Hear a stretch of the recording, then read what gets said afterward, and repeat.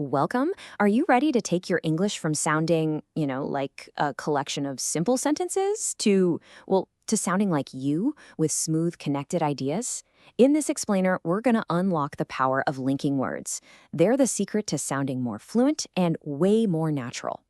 So here's our game plan. First, we'll talk about why these words are a big deal. Then, we'll actually listen to them in a real conversation. After that, we'll break down a little grammar, talk about commas, and then it's your turn to practice. Sound good? Let's jump in. All right, so first up, why should you even care about these little words? Well, let's see just how much they can change the way you speak, taking your English from simple to smart. Check out this example. Without linking words, you might say something like, I watched the movie, it was long, it was good. See how that sounds a bit choppy? Kind of like a robot, right? But just add one little word, although, and suddenly you have, although the movie was long, it was good. Bam, one smooth, natural idea. That's the magic we're talking about. Okay, time to hear this in action. I'm going to read you a quick chat between two friends talking about their weekend. All you have to do is listen for those special words they use to connect their thoughts. Let's have a listen. Okay, here we go. Speaker one kicks it off with, I wanted to go to the cinema last night, but the tickets were sold out. Did you catch it? That word but is so important. It tells you right away there's a problem, a contrast between what they wanted and what actually happened.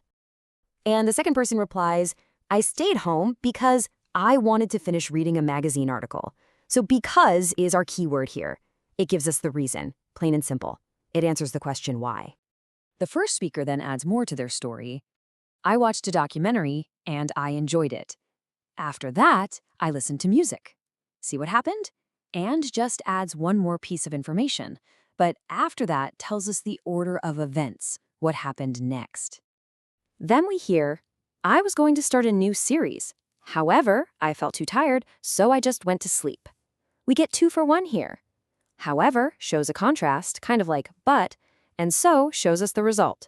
Because they were tired, the result was going to sleep. And the conversation wraps up with this. Although I love watching movies, sometimes I just prefer a quiet night.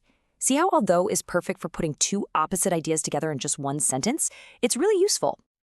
Great listening. That little chat was packed with these connecting words. So let's take a closer look and see how many you spotted. Okay, first question for you. Think back. Which words did the speakers use when they were talking about something different or unexpected? Take a moment.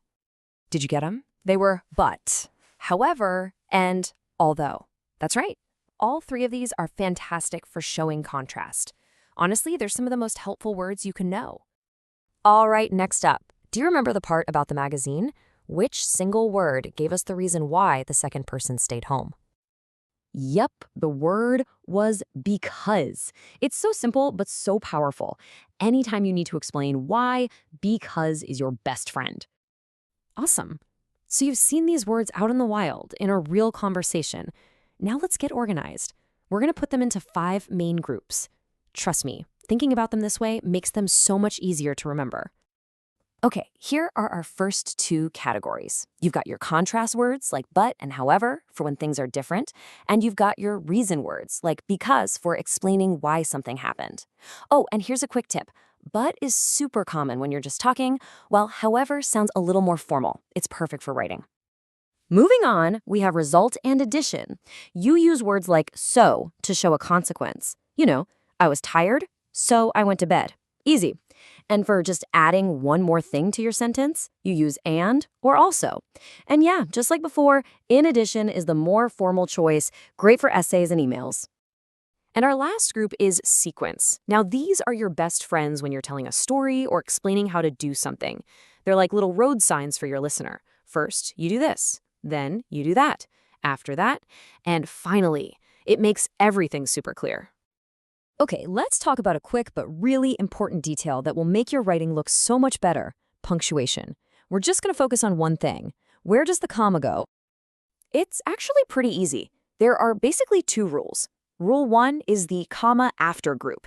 If your linking word starts a new sentence, like however or first, just pop a comma right after it. Rule 2 is the middle group.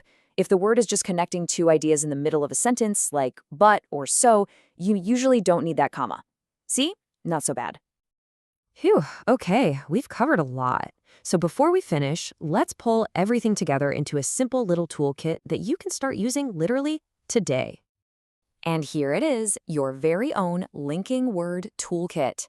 You've got words for contrast, for reason, for results, for addition, and for sequence.